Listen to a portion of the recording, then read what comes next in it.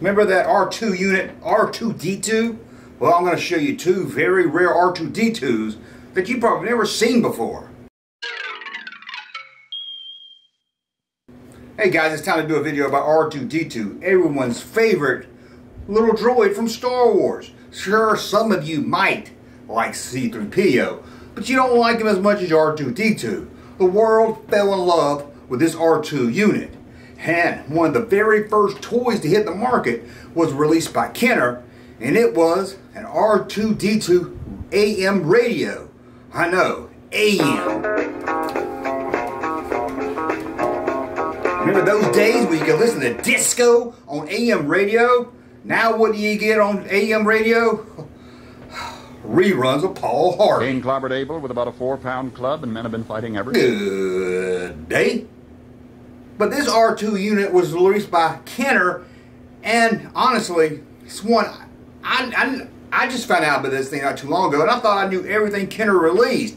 But when I saw this, I was like, where did this come from? This thing is rare, and to find it in the box, extremely rare. To find it even loose, it hadn't turned yellow, again, really rare. This thing is really rare. Let's take a look at it. This is it, the AM R2-D2 released by Kenner. Have you ever seen this thing? I bet most of you never even knew about this thing. Now if you find one today, like I said, chances are if it's out of the box, not going to be white anymore. It's going to be more yellow. It's going to fade like a lot of the stuff did back then.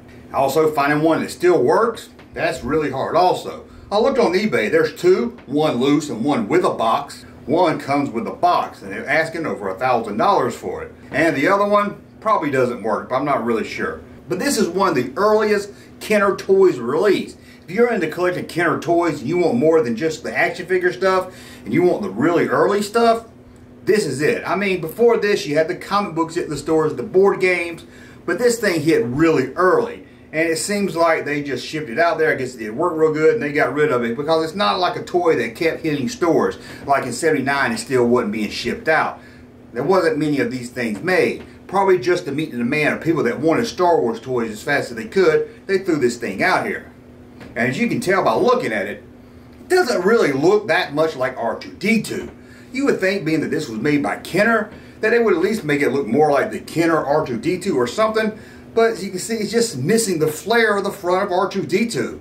It's like they took no time to make the, I was going to say chest or belly of R2-D2, whatever that is, under the head. Sure, they had to have a speaker there. I get that. But they could have at least added some of the blue stripes. They could have added something to make it look a little bit more like the R2-D2 that we're used to. Now, if you're saying, Junkman, I remember this radio, I had it. You might be thinking about the R2-D2 with C-3PO alarm clock radio. And here it is right here. A lot of kids had this one. I had a friend named Skeeter Peterson, and he had this thing. I used to get a little jealous when I spent a night with him. So a lot of people had this. But the Kenner AM radio, I don't think many of you out there had this. But who knows? You can let me know in the comments below if you want to. Do I care? Yeah, I kind of like to see how many people have it out there. Don't lie to me. Don't lie to me. I can smell a lie like a fart in the car. So let's look at another R2-D2 that's also an AM radio. And this one's a lot better. And you don't have this one. You didn't have this one as a kid. You can say in the comments below, I'm not going to believe you. Because this one was only in Japan. And you had to drink a lot of soda to get it. Well, you could also buy it. The soda companies, depending on who's distributed it, you could order it or get into a lottery system and win it. But let's take a look at it. Again, there was a couple of distributors that distributed the Coca-Cola or Fanta drinks over in Japan. And they all would run the same promotion. And they gave away a lot of cool stuff. But the grand prize was this AM radio of R2-D2. As you can see, the details of this R2-D2 is a lot better than the Kenner one. Kenner, you really dropped the ball on this one. Because this one looks like R2-D2. All the features are there. Everything you want in R2-D2 is right there. There's one drawback about this AM radio. You had to listen to it in Japan. So instead of hearing something like this through it, you probably heard something like this. I don't understand a word of that. This thing's rare. I hardly see this thing either come up at auction and I couldn't get a going price on this thing. Again, out of the box or in the box. But again, these things were really rare. Only one of the distributors let you actually order it. The other ones use more of like a lottery system. One distributor we know had about 10,000 of these. That one was given away with the lottery system. The distributor that let you also order them, they had about 2,000 of them. So we're talking about something that wasn't mass produced. Sure, he's thinking 10,000 sounds like a lot, but not really. I mean, there's a lot of people that drink soda in Japan. Well, now I'm going to tell you about another R2-D2 that's not an AM radio, and I'm only going to tell you about it because it's one of my holy grails when it comes to R2-D2. Now, I did a whole video about the time the United States Post Office turned mailboxes into R2-D2. It was cool to see, but did you know they also made an R2-D2 toy? Check this out, they turned that R2-D2 mailbox into a little toy. This would look really cool in the junk room. Now they go for about $100 usually in a box. Hey, that's a lot of money for the junk man. I don't know about you, especially for a little plastic mailbox of R2-D2. And I hardly ever see these things loose, so it was probably bought up by collectors and never opened.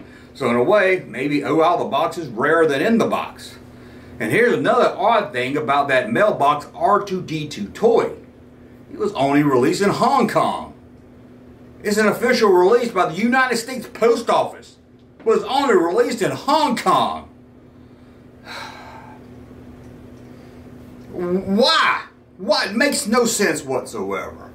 Well, that's a look at 3 rare R2-D2. I guess you can call them toys or something. I don't really know. You had the Kenner AM radio. It had a strap on it. You could walk around, listen to some music like this. Hey, whew, I'm getting demonetized. Or you could go over to Japan with your better AM R2 radio and listen to it. I don't even know what genre of music that is. Or you could get yourself an R2-D2 mailbox. I think that was around 2008. I'm not really sure. I just threw that one in at the last minute because I hope when someone says, hey, I got a box full of them. You want one, Junkman? So if you do, let me know in the comments below. I'll take one off your hands. Well, that's a look at some rare R2-D2s. Let me know if you have the Kenner AM radio. And don't lie to me, you didn't have the Japan soda giveaway one. You didn't have it. Unless maybe you moved to Japan. Hey, Junkman channel popping though. thank you, sir, for that unsolicited testimony.